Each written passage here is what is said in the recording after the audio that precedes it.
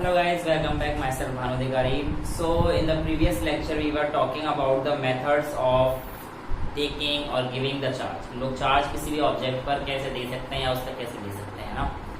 So we have discussed by the method of friction. We were discussing about the method of conduction. हम लोग friction के बारे में discuss कर चुके थे, हम लोग कंडक्शन के बारे में डिस्कस कर रहे थे और एक और मेथड बचता है हमारे पास इंडक्शन. तो चार्जिंग बाय फ्रिक्शन में मैंने आप लोगों को बताया था जब हम लोग किसी भी दो ऑब्जेक्ट को रब करते हैं तो इलेक्ट्रॉन उस बॉडी से ट्रांसफर होते हैं जिसका लोअर वर्क फंक्शन होता है और उस बॉडी की तरफ ट्रांसफर होते हैं जहां पे हायर वर्क फंक्शन होता है. So we have discussed first method by friction. Okay, friction के अलावा दूसरा मेथड जो मैं बता रहा था लास्ट लेक्चर में इट वाज बाय कंडक्शन और by contact we can say, और लास्ट मेथड रहेगा बाय इंडक्शन. कांटेक्ट और we can say by conduction और it is the same thing है ना. और लास्ट का रहेगा बाय इंडक्शन. अब देखिए कांटेक्ट वाले में क्या था या कंडक्शन वाले मेथड में क्या था फ्रेंड्स कि आप लोग एक किसी चार्ज ऑब्जेक्ट को जो पॉजिटिव या नेगेटिव चार्ज होगा when you will bring this in contact with the other body, जब आप इसको टच ही कर दोगे then the charge of this object will be transferred over the surface entirely.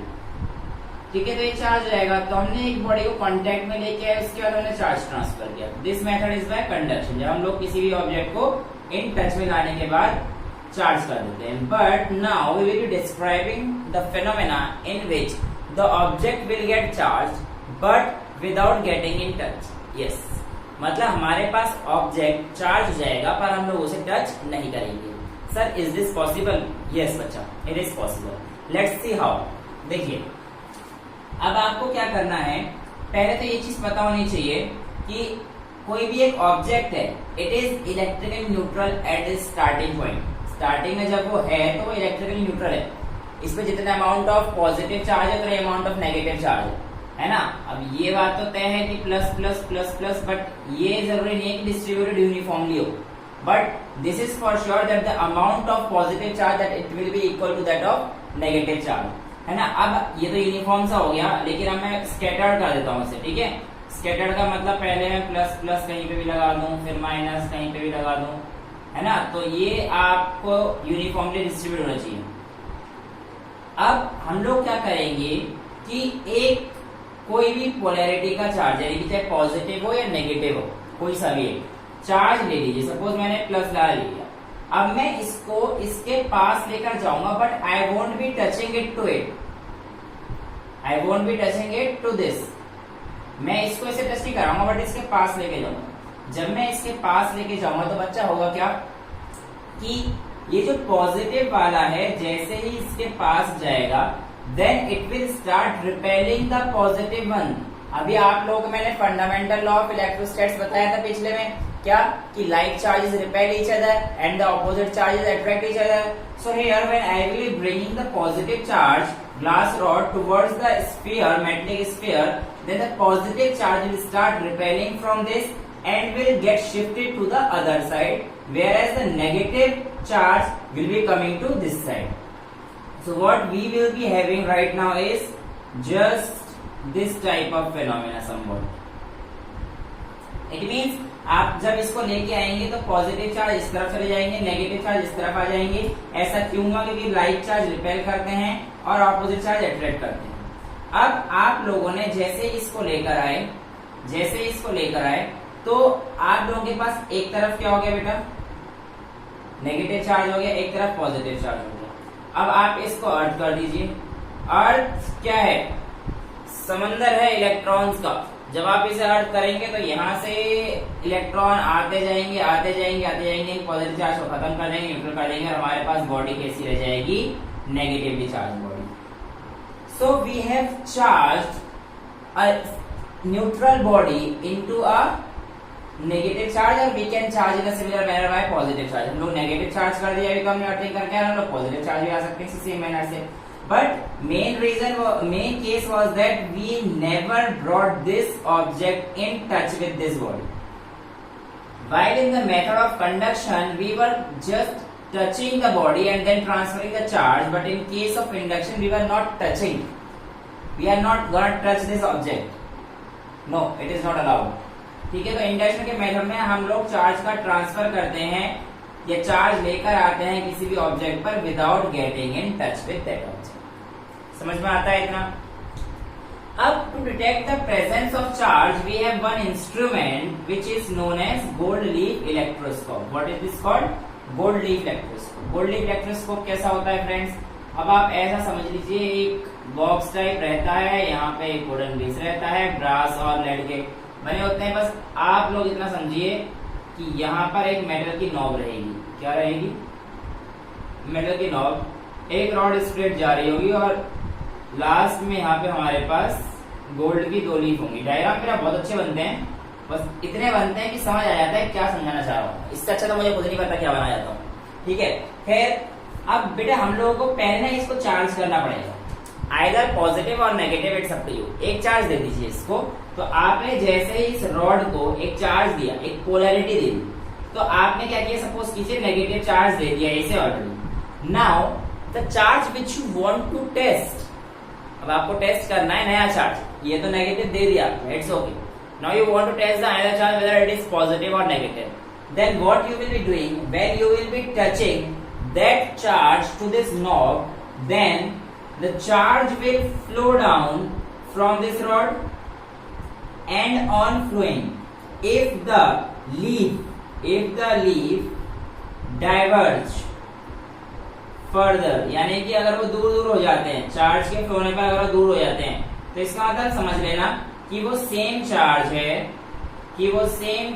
है और वो रिपेल कर रहा है। एंड इफ इट्स कॉन्ट्रैक्ट, अगर वो कॉन्ट्रैक्ट हो रहा है तो समझ जाइएगा कि वो ऑपोजिट चार्ज है और वो अट्रैक्ट कर रहा है।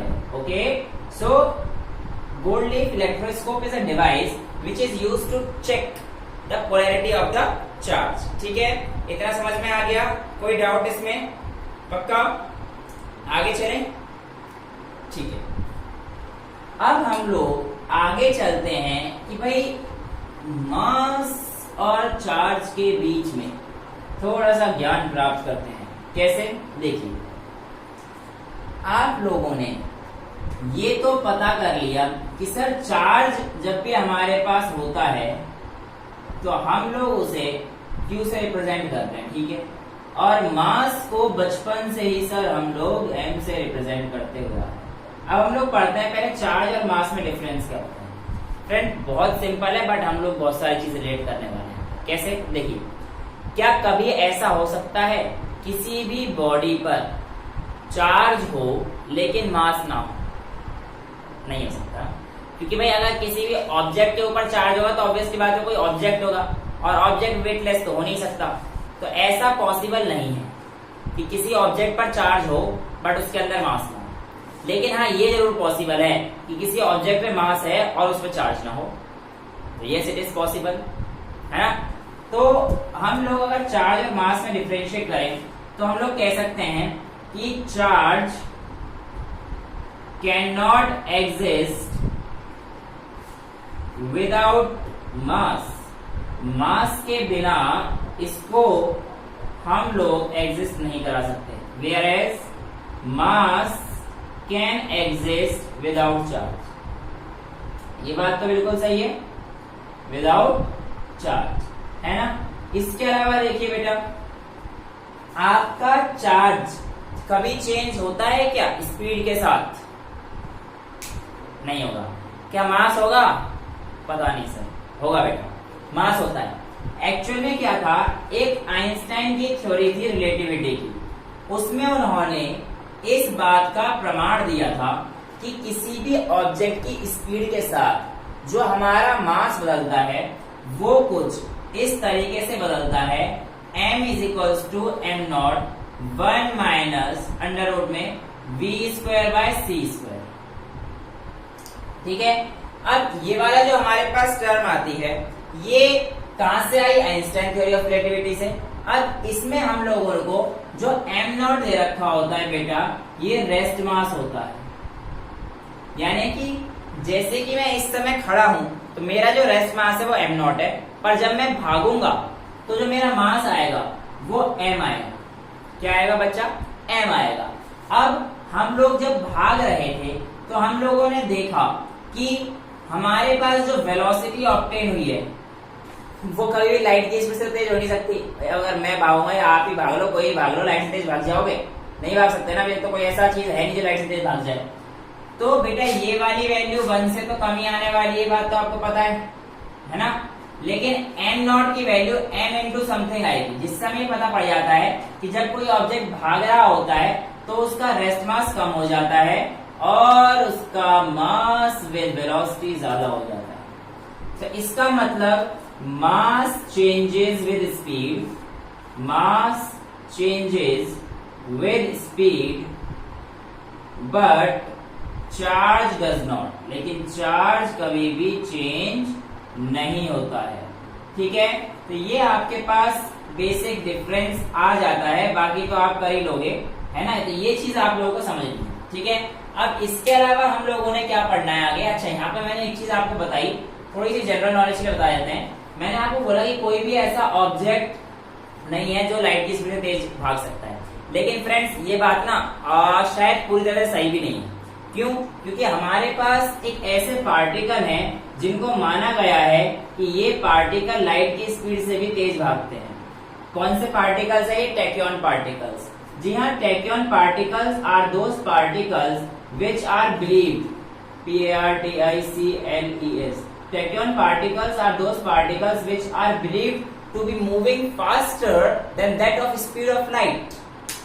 ओके, तो हमारे पास ये चार्ज और मास का रिलेशन आता है, ये हमारे पास आइंस्टाइन थ्योरी ऑफ रिलेटिविटी से आता है, और इसके आगे हम लोग जो करने जाएंगे वो क्या करने जाएंगे फ्रेंड्स? कूलम्ब्स लॉ करेंगे। ठीक है, इससे पहले आप यहाँ पे बताइए, सारी चीज समझ में आनी चाहिए। ठीक है, इतना समझ में आ गया? ठीक है, now we will be taking up the Coulomb's law in the next lecture. Thank you, bye bye.